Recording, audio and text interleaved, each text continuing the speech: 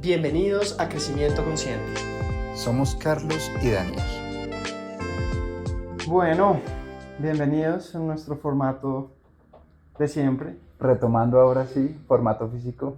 formato presencial después de unas ligeras intermitencias y disrupciones a Responsabilidades.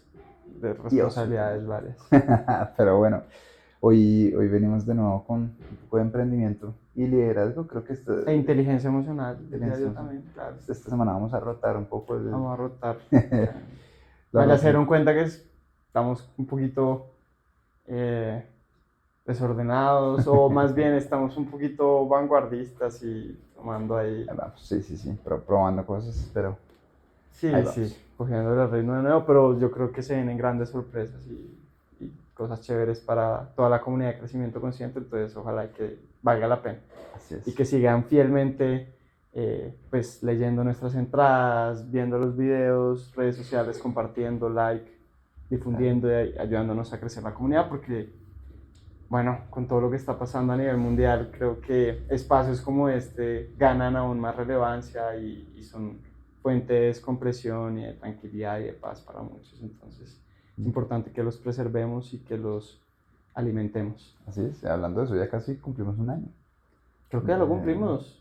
Así, ¿Fue en claro, marzo? en marzo. En marzo. Se nos pasó la Claro, es que aceleración. en marzo, acuérdate que en marzo arrancamos, ya casi cumplimos un año en Substack, pero nosotros arrancamos desde marzo publicando en, ¿cómo es que se llama esta plataforma? Ghost. En Ghost. Arrancamos en Ghost. Sí. Bueno, Tremendo. feliz aniversario. Muy bien, Buenísimo. entonces entremos en materia y vamos a hablar de una entrada que es una suerte de continuación de lo que creo que fue una de nuestras más exitosas en emprendimiento y liderazgo, si no es que la más exitosa del año pasado, que se llama Cómo tener conversaciones difíciles. Y hoy vamos a hablar de cómo lidiar con el conflicto, cómo manejar el conflicto, que es pues una suerte de continuación, o si se quiere, de zoom out, como de perspectiva y la globalidad de lo que son las conversaciones difíciles y el conflicto con personas en general, y dándole especial énfasis a los ambientes laborales, ¿no? Claro. Entonces, cuéntanos un poquito de cuál es la aproximación de la entrada, qué te motivó, cuál es el foco. Entonces, pues retomando, digamos que esta entrada busca ser un poco más práctica. En el tema de conversaciones difíciles hablamos más de, claro, qué nos lleva, cuáles son el tipo de conversaciones difíciles y algunas herramientas por encima, cómo manejar estas conversaciones. Y el motor grande, pues es, pues que ahorita estoy pasando por una transición de trabajo y estamos ambos pasando por transición y pasar por esta transición me recordó pues uno de estos retos más grandes que es, por decirlo de alguna manera, empatizar con un nuevo equipo, llegar a un nuevo entorno. Y creo que la mejor herramienta que tenemos para lidiar con un nuevo entorno es un buen manejo del conflicto. Como lo mencionabas antes de comenzar esta grabación, pues al final no es que sea un problema, tener un conflicto no es un problema. Al final ese conflicto y presentar distintas posiciones es lo que nos lleva a tomar decisiones, a mejorar algo, a remover elementos. Entonces, esto me llevó como a pensar en una entrada un poco más práctica de deberíamos tener como el listado de herramientas mucho más claro de esto es lo que hay que hacer, hay varios tipos de conflictos, dónde se origina el conflicto y cuál es la forma de optimizarlo, digamos, para que las decisiones sean más fáciles y que el conflicto no se vuelva una pelea, un conflicto pues personal entre las personas del equipo, sino que al contrario se maneje de la mejor forma posible para llegar a resultados más claros y a decisiones más rápidas. Maravilloso. Sí, yo creo que hay que hacer hincapié en ese mensaje que es, no hay que satanizar el conflicto, o sea, el objetivo no debería ser evitar el conflicto a toda costa. Todo lo contrario, el conflicto, el encuentro de ideas, de posiciones, de argumentos es fuente irreemplazable de sabiduría, de crecimiento, de cuestionamiento. que es el pilar fundamental, pues, para tomar buenas decisiones y para seguir aprendiendo y hacia adelante. Entonces, no es satanizar el conflicto, no es cómo evitarlo, es cómo manejarlo para que de ahí saquemos la mejor cosecha posible.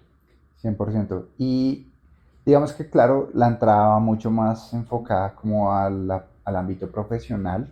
Pero esto es algo que aplica para todo en la vida. Yo creo que ahí entra como esa parte de inteligencia emocional y es, ¿cuáles son las parejas que duran de una manera sana? Y es a través de mejor comunicación, mejor manejo del conflicto. Porque hay parejas, no es que nunca peleamos, no, al contrario, uno Mm. siempre pelea, pero en busca O tiene, de mejorar tiene algo. desencuentros, tiene, Exacto, exacto. O sí, sea, sí, la pelea clave puede es que el sonar. conflicto no se torne en pelea y no se Exacto. torne en yo estoy cada uno en su rancho y cada uno Mm, defendiendo su posición a lo que lugar, sino no. Tenemos diferencia de opiniones, cómo las ujú. reconciliamos, cómo nos encontramos en la mitad y cómo tomamos decisiones en conjunto para salir adelante. Exactamente. Entonces esto aplica, claro, estas herramientas van muy enfocadas y los ejemplos que vamos a ver son de probablemente escenarios más que uno ve en el trabajo quizás, pero no necesariamente deberíamos enfocarnos solo en eso, sino en herramientas de, podríamos decirlo inclusive más como de empatizar, de ponerme en los zapatos de la otra persona, de permitirme ver perspectivas distintas a la mía. No, buenísimo. ¿Y por qué no, como dicen los gringos, nos das un primer, un abrebocas de esas dos o tres herramientas que tú crees tienen el impacto más alto para manejar el conflicto efectivamente en ambientes laborales, sobre todo? Claro que sí. Entonces, creo que una de las principales fuentes de pelea, más que Hmm. conflicto, es que las personas no se sientan escuchadas. O, llegado el caso, que no sienten como ese espacio para crecer dentro de su equipo, dentro de la organización, etc. Y a veces crecer es asumir como la responsabilidad. Entonces, una de las herramientas que suena muy sencilla, pero me ha traído los mejores resultados es usualmente, si uno llega a una organización quizás un poco más allá de la antigua, etcétera, uno llega a una reunión de gerentes y ¿quiénes hablan? Los dos gerentes más senior. Ah, no sé qué, y cada uno presenta su punto y quizás con algunos argumentos se van por un camino. Creo que la herramienta más útil que he visto hasta ahora es empezar porque hable la persona con menos experiencia. Es Digamos, más junior, si sí, se digamos quiere. como la Ujú. más junior de la reunión, Ujú. porque eso trae frescura, trae cometer errores. Entonces, cuando la persona joven o la persona junior plantea una idea, claro, puede ser garrafal, o sea, puede ser como, eso es imposible de hacer, pero eso también le puede dar una experiencia de, ok, esto es imposible y no le cortas las alas. Entonces, a veces esa falta de percepción de crecimiento se da porque sientes que no puedes aportar todo lo que quisieras aportar a tu rol, tu organización, etcétera. Entonces, es una herramienta que suena mínima, pero es cambiar el orden en que se habla en las reuniones y es que primero plantee sus ideas y su percepción el más joven al más senior. ¿Por qué? También, pues porque te evitas el sesgo. Si habla la persona que tiene más experiencia, usualmente te va a decir, no, es que si nos vamos por este camino es más riesgoso, etcétera. Y todo el mundo que va a decir, no, pues esta es la persona que más sabe, si nos vamos por este camino es mal. Pero eso corta ideas, eso frena la creatividad. Entonces, ni siquiera es solo de conflicto en reuniones específicas, sino que además es un freno a la creatividad de los nuevos miembros y de todas las personas de tu equipo. Entonces, es pequeño, pero es simplemente que al comenzar, sobre todo en reuniones de ideación, de planeación, de estrategia, comenzar por los que menos experiencia tienen para Y entiendo tener que eso. es un rasgo característico de los grandes líderes. De hecho, Simon Sinek menciona muchas veces que una de las lecciones más valiosas que le aprendió a Nelson Mandela y su estilo de liderazgo es que él profesaba que un buen líder era el último en hablar en una mesa, siempre. Así es. Entonces, pues muy alineado con lo que ya hemos mencionado de pronto por encima en otras entradas y que entraremos a mayor profundidad a abordar en las siguientes. Sorprendentemente debo admitir que ni siquiera me acuerdo dónde lo leí ni de dónde saqué este De ejercicio, pronto pero viene de Simon Sinek. probablemente de Simon Sinek, quizás hasta de X o algo por el estilo, pero es de las cosas que más me ha servido, como estas herramientas que yo digo, wow, uno se sorprende mucho de escuchar las ideas que a veces ni siquiera nos damos la oportunidad de escuchar, solo con Y escuchar. que es Ya. o sea, también desde un punto de vista de eficiencia y pragmatismo, personas que no están contaminadas por la inercia que trae ser el más senior, el que tiene más experiencia en el equipo, etcétera, que ya tienes unas nociones preconcebidas muy arraigadas. Claro. Las personas menos experimentadas, más junior, pueden pensar por fuera de la caja con más facilidad y llegar a soluciones pues disruptivas y efectivas más fácil. Entonces, pues toda la razón que si dejas que abre primero el más senior, todos los demás se van a amedrentar, se van a milanar, van a decir, no, ya, esa es la idea, yo sí me pongo a cuestionarla, voy a quedar como un tonto. Entonces, completamente pensar, de acuerdo que desde todos los sentidos así.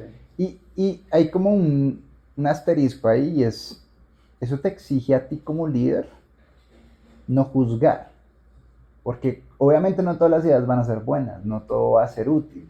Entonces, también tienes que tener una posición de apertura, porque si no, la gente también se va a prevenir mucho de hablar, porque no, cada vez que digo algo, mi jefe me regaña, etcétera. Entonces, ese es el primero y es como el abrebocas. La segunda herramienta va muy alineada y es escuchar por completo las ideas. Entonces, ¿qué pasa?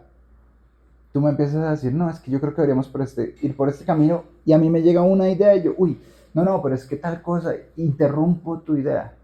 Entonces, eso también vuelve a golpear en que las personas sienten que no pueden aportar su comunicación por completo. Inclusive, yo aunque pongo una regla de 5 minutos, y es, lo primero que pase, o que termine la persona de decir todo lo que tiene que decir, o mínimo 5 minutos de expresar lo que tienes por expresar. Si te estás demorando más de 5 minutos diciendo algo, ahí ya hay un problema, sobre todo si es una idea.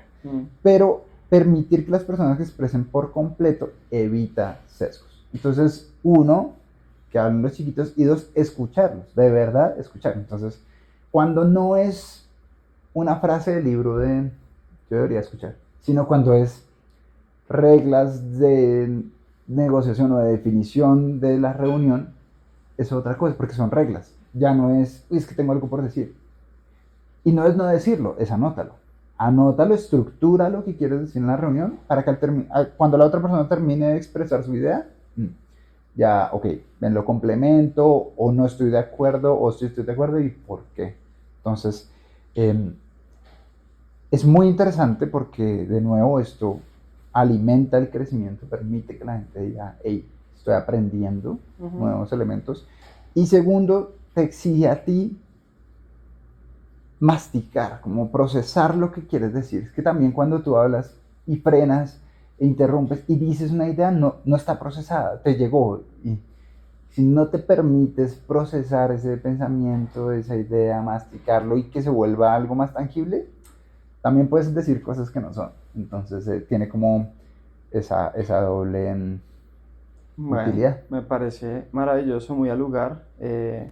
Yo suelo implementarlo también con mis equipos, pero no así tan exegético de tienen tantos minutos, y creo que es útil forzar a las personas a encuadrar sus ideas y desarrollarlas en un máximo de tiempo, porque eso los obliga a organizar la cabeza. Entonces, muy al lugar. Yo creo que las demás recomendaciones quedan para la entrada y que vayan a leerla y 100%. Y son detalles así como cómo manejar reuniones, cómo manejar retroalimentación, que eso lo hablábamos en la primera entrada, pero cómo dar retroalimentación, cómo evitar el sesgo sobre todo. Entonces, en resumidas cuentas, vamos a ver herramientas de cómo empatizar más con la otra persona y cómo reducir el sesgo mío o de quienes están haciendo parte de una reunión para que casi que todo el mundo pueda desarrollar al máximo sus ideas y su creatividad. Bueno, maravilloso. Qué mejor abrebocas para que vayan y lean la entrada, la compartan, nos sigan, pues se suscriban. Si quieren aportar de manera pecuniaria, también muy bienvenido, por supuesto. Y si creen que a alguien más le puede interesar esta entrada o este video que están viendo probablemente en Spotify o en YouTube, no duden en compartirlo. Y bueno, crecimientoconsciente.co para que se suscriban y puedan ir a ver la entrada completa. Así es. Gracias y hasta la próxima.